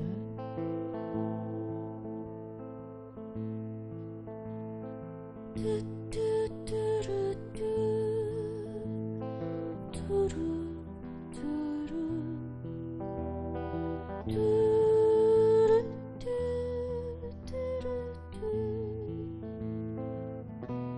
뚜루뚜루뚜루뚜 내 가슴에 달이 하나 있다. 잠시만요. 이렇게 자꾸 내려가지고. 아, 저거 좀 붙잡고 있을까 봐요. 아, 말이 안 됐죠? 아까 괜찮았는데 자꾸 이게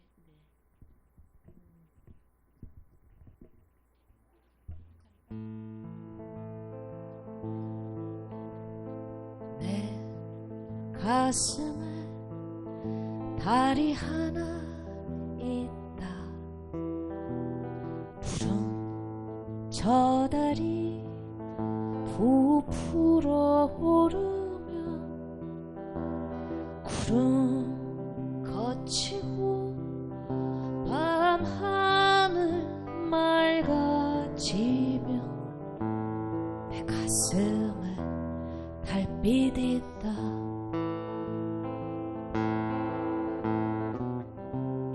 품고 다녔던 맑고 고운 빛 날 어두워 캄캄하여도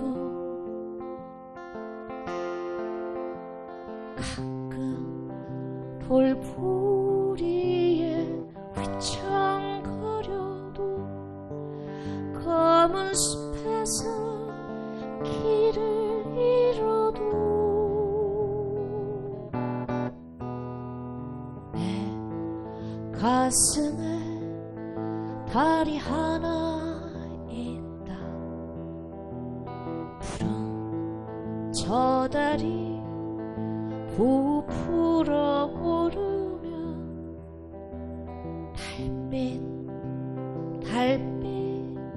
달빛이 있어 내 가슴에 나의 님 하나 있다.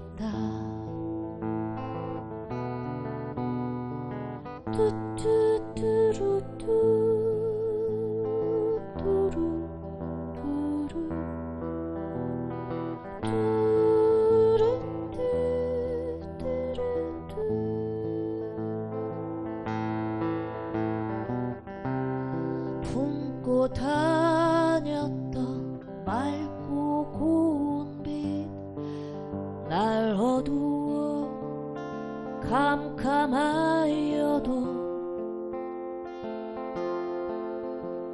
가끔 돌부리에 휘청거려도 검은 숲에서 길을 잃어도 내 가슴에 달이 하나 있다. 푸른 저 달이 부풀어 오르면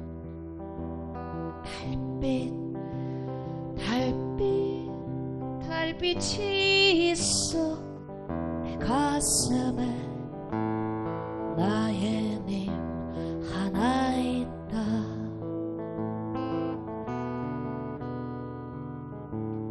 내 가슴에 달이 있다.